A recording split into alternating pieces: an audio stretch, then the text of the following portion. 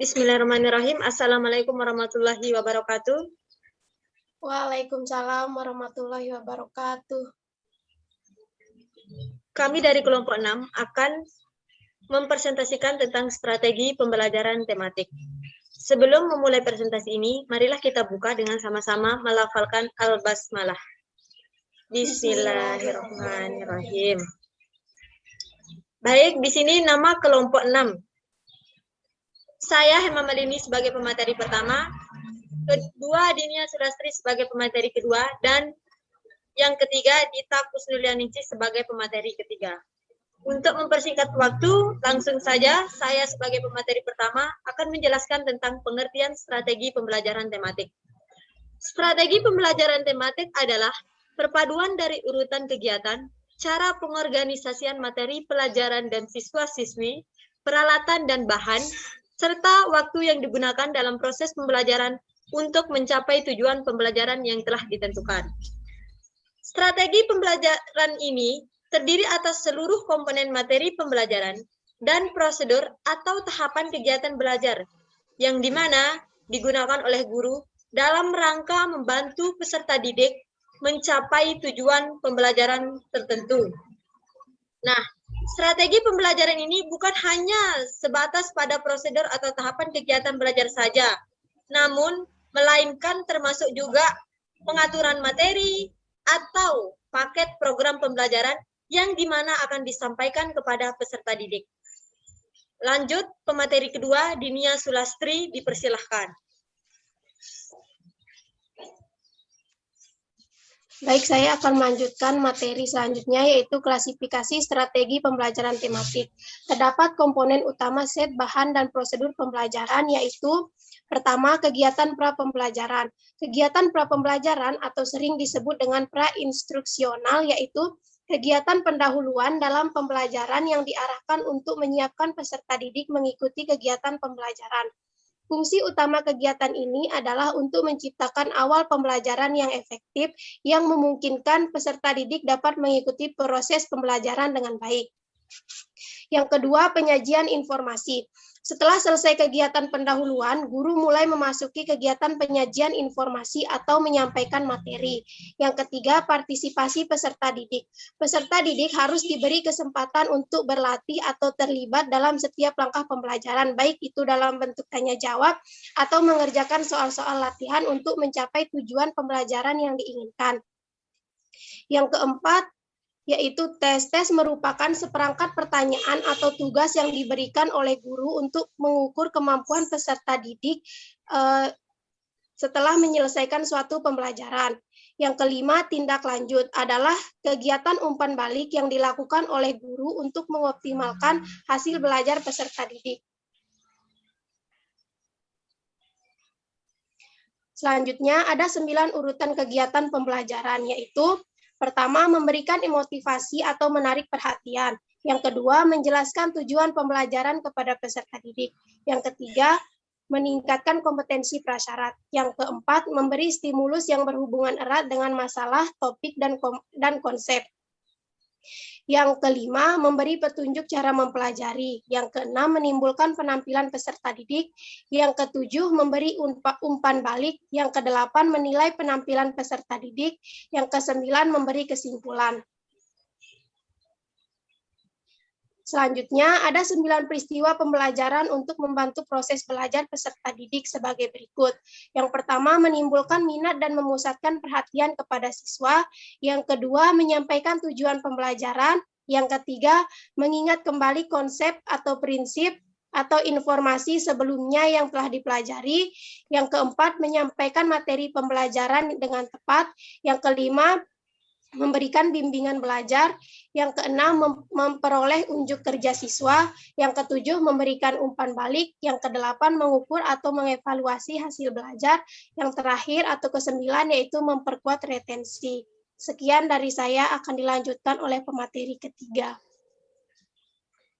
Baik, di sini saya akan menjelaskan 8 keterampilan dasar mengajar yang berperan dalam keberhasilan kegiatan belajar mengajar.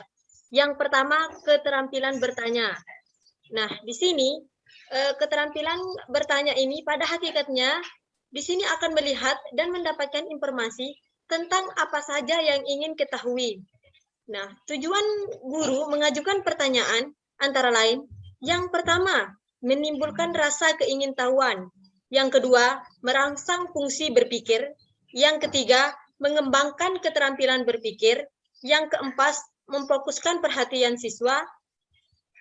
Dan yang terakhir, merangsang kejadian diskusi dan perhatian terhadap gagasan dan terapan siswa sebagai subjek didik. Keterampilan bertanya ini mutlak harus dikuasai oleh guru, baik itu guru pemula maupun yang sudah profesional. Kenapa? Karena dengan mengajukan pertanyaan, baik guru maupun siswa akan mendapatkan umpan balik dari materi, serta dapat menggugah perhatian siswa atau peserta didik. Kemudian yang kedua, keterampilan memberikan penguatan. Penguatan ini adalah respon terhadap suatu perilaku yang dimana dapat meningkatkan kemungkinan berulangnya kembali perilaku itu. Kemudian yang ketiga, keterampilan mengadakan variasi. Dalam kegiatan pembelajaran, mengamati variasi pada tindakan dan perbuatan guru yang disengaja atau secara spontan, yang ada untuk memacu dan mengikat perhatian siswa selama berlangsung. Tujuan utamanya guru mengadakan variasi dalam kegiatan pembelajaran untuk mengurangi kebosanan siswa, sehingga di sini perhatian mereka itu berpusat pada pelajaran. Kemudian yang keempat, keterampilan menjelaskan. Nah, maksudnya di sini dengan keterampilan menjelaskan ini adalah penyajian informasi secara lisan yang diorganisasikan secara sistematik untuk menunjukkan adanya hubungan yang satu dengan yang lainnya. Kemudian yang kelima, keterampilan membuka dan menutup pelajaran.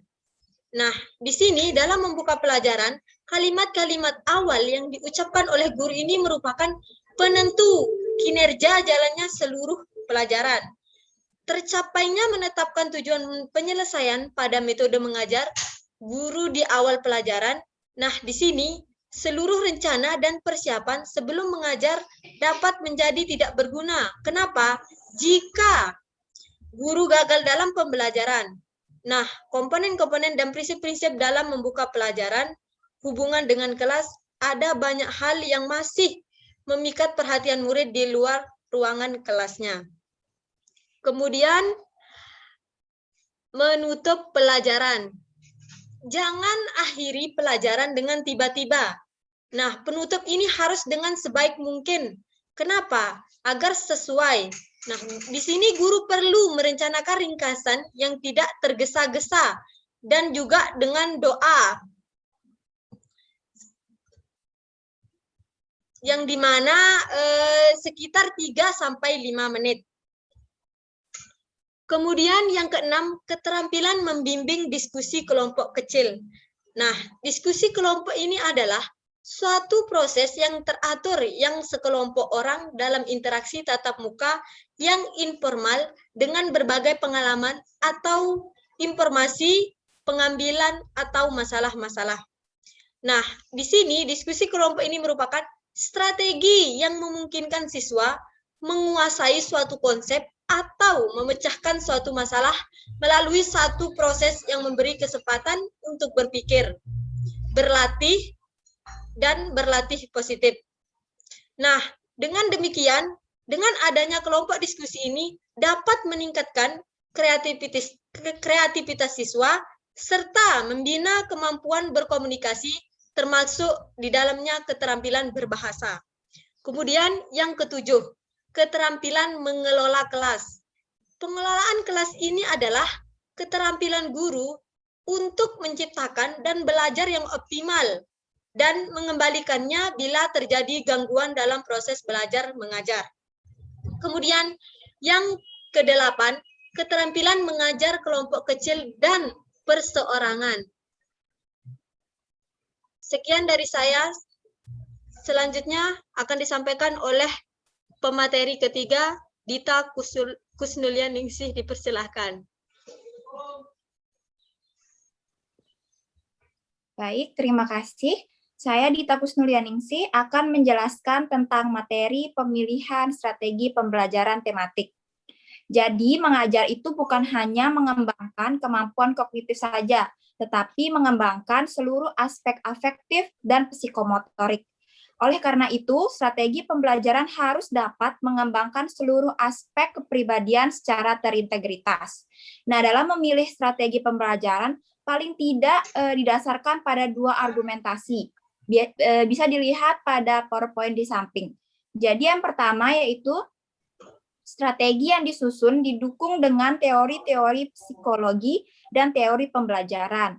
Yang kedua, strategi yang disusun menunjukkan efektivitas dalam membuat peserta didik mencapai tujuan pembelajaran seperti yang telah ditetapkan. Jadi, argumentasi ini diperlukan karena di dalam pembelajaran dipahami bahwa tidak semua materi cocok untuk semua metode, tidak semua materi cocok untuk semua media, tidak semua pelajaran itu memerlukan seluruh urutan kegiatan pembelajaran, terus urutan kegiatan pembelajaran tergantung pada karakteristik peserta didik dan jenis perilaku yang ada dalam tujuan pembelajaran. Nah, dengan demikian, dalam menentukan strategi pembelajaran, diperlukan pemilihan dan sedapat mungkin disusun berdasarkan alasan-alasan yang rasional. Sesuai dengan karakteristik pembelajaran tematik, maka dalam pembelajaran yang dilakukan itu disiapkan variasi kegiatan dengan menggunakan multimetode. Misalnya itu seperti percobaan, terus bermain peran, bisa juga dengan tanya jawab, demonstrasi, dan juga bercakap-cakap dan lain-lain. Selanjutnya, selain 2 argumentasi tadi, saya akan menjelaskan tentang pendapat Yatim Rianto dengan pandangannya yaitu dalam memilih dan penetapan strategi pembelajaran. Nah, ada beberapa hal yaitu seperti yang pertama, kesesuaian dengan tujuan instruksional yang hendak dicapai. Terus yang kedua ada kesesuaian dengan bahan bidang studi. Jadi bidang studinya itu terdiri dari aspek-aspek pengetahuan, keterampilan, sikap, dan nilai. Selanjutnya ada strategi pembelajaran, itu mengandung seperangkat kegiatan pembelajaran. Nah, seperangkat kegiatan pembelajaran itu seperti mencakup penggunaan beberapa metode pengajaran yang relevan dengan tujuan dan materi pelajaran. Selanjutnya ada kesesuaian dengan kemampuan profesional guru. Nah, ini bersangkutan terutama dalam rangka pelaksanaannya di dalam kelas. Lalu ada cukup waktu yang tersedia. Jadi ini erat kaitannya dengan waktu belajar dan banyaknya bahan yang harus disampaikan. Lalu ada kesediaan unsur penunjang seperti khususnya media instruksional yang relevan dan peralatan yang memadai. Lalu ada suasana lingkungan. Jadi suasana lingkungan dalam kelas dan lembaga pendidikan itu secara keseluruhan. Lalu ada jenis-jenis kegiatan yang serasi dengan kebutuhan minat dan siswa. Nah, ini karena erat kaitannya dengan tingkat motivasi siswa belajar untuk mencapai tujuan instruksional. Jadi semua faktor tersebut mendasari pemilihan dan penggunaan strategi pembelajaran yang dinilai lebih sesuai bagi pembelajaran. Strategi pembelajaran itu banyak sekali macamnya. Jadi seorang guru itu dapat memilih satu atau beberapa strategi sekaligus dan diterapkan secara bervariasi sesuai dengan tujuan yang hendak dicapai, materi yang disampaikan, siswa, lingkungan, serta kemampuan pengajar itu sendiri untuk melaksanakannya. Sekian dari saya kembalikan ke moderator. Hanya ini saja materi dari kelompok 6. Kurang lebihnya kami mohon maaf. Sekian dari kelompok kami. Wabillahi taufiq wal hidayah. Wassalamualaikum warahmatullahi wabarakatuh.